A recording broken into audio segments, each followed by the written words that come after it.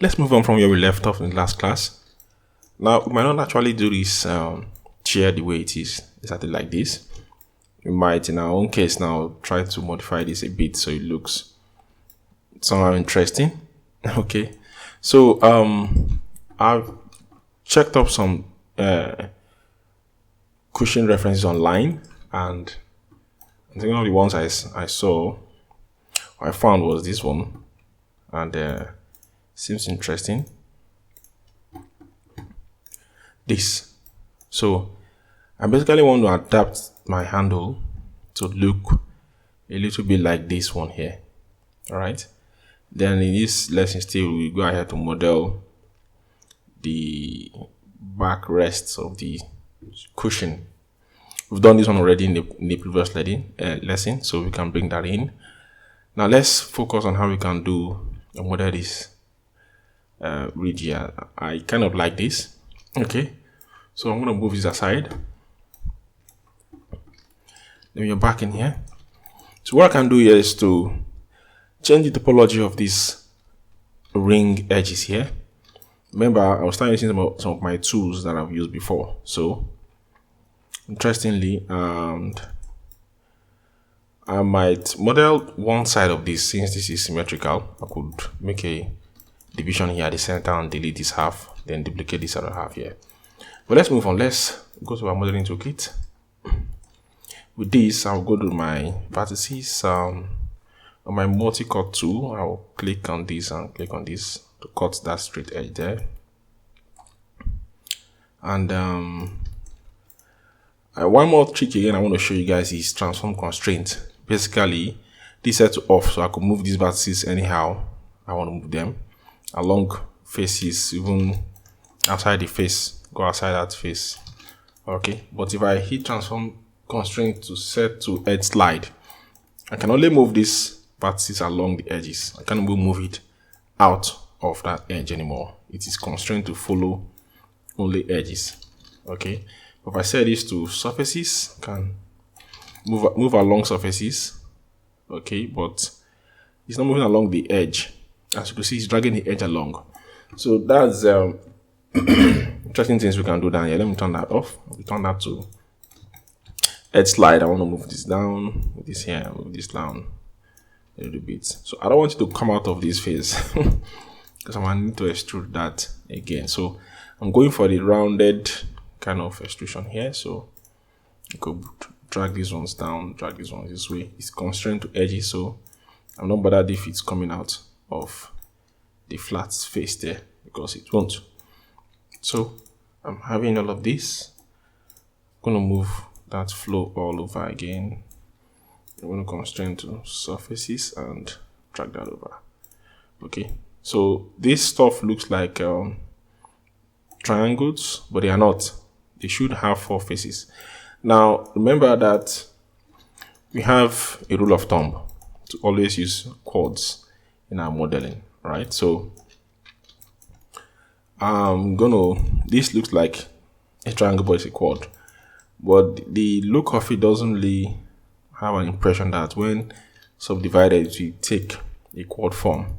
So I might change the topology of how this flows. I might take a loop going this way to connect to this, connect this to this, then grab this and let it flow the way down here. Okay, but first let me target weld this to this. Okay, and then I have 2 triangles here. If I remove these, I'll go back to square one, but I don't want to remove that. So I want to maintain this straight line here. So I might take one here, I might take this, flow this way. Okay, remove this one, connect these 2 and flow that way. So what I'll do is just this. I'll go to my multi-cut. I'm going to connect this to this, right? Then I'm going to connect these 2 edges here. So let me key that off. Go to my edges, grab these 2 faces, connect. Have one here. I can invariably click on this and go down to edit mesh, edit edge flow. So it bends that inwards for me a little bit. So I You can do the same thing over here too. Click this, click that, go down to connect, and I have it done. I want to do there. So I'll click on this, connect component, connect those two. I'll remove this one here. Control delete to delete an edge along with the vertices if it has anyone along with it there. Okay, so I have a triangle here. I'm going to solve that with this. Now, so there's something in Maya hotkey. If you press G key, G for God, it will repeat the last command you did. And the last one I did was to connect two vertices, right? So if I hit G to connect those two vertices, or for me, so my G key connects or basically repeats the last command that was done. So let me take that out and repeat the same thing here too. Connect, and I'm going to grab this and connect component. I'm going to remove this one here. Control delete. It's gone. And I might get an extra loop going down here just to solve this. This is a quad now.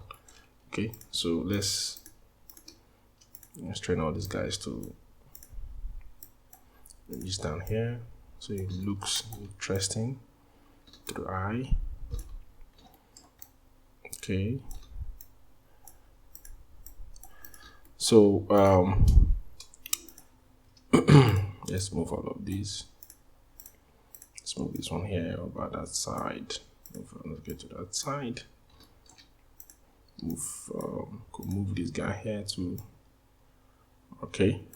Oh, there's something. See this? Like I said earlier in the other videos, always watch out for vertices lying on top of other vertices. So make sure they are welded.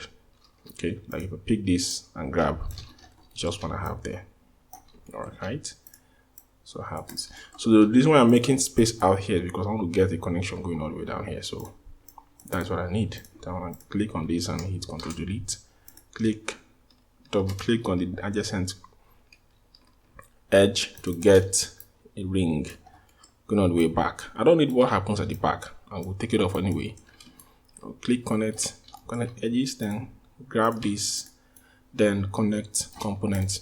Now I have quads around here and I've created a whole new topology of the flow here. Okay, just so that it matches my reference picture.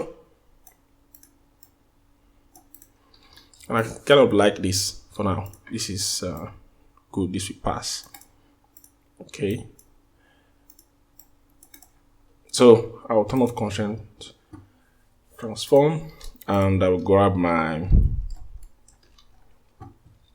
faces or grab my vertices, select the vertex at the center, hold down Control to convert selection of vertex to edge to faces rather. I'll grow the selection. I'll hit Shift right arrow key to grow selection, or you can do that from here. Okay, grow selection. Yeah, this is grow. So I use the hotkey Shift right arrow to grow that selection. I'm going to pick all these ones down here too.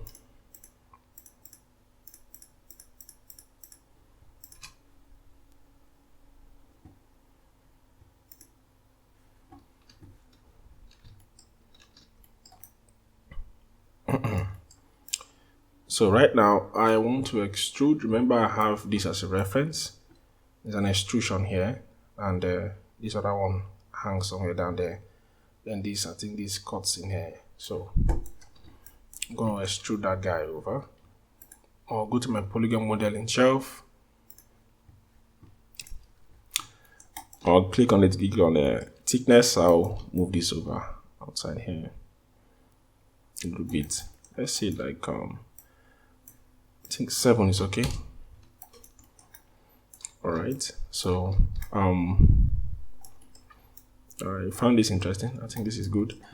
Then I want to take off.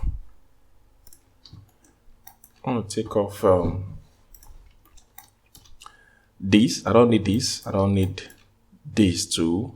So I might weld them over. Click on this and weld these ones over here. Zoom in.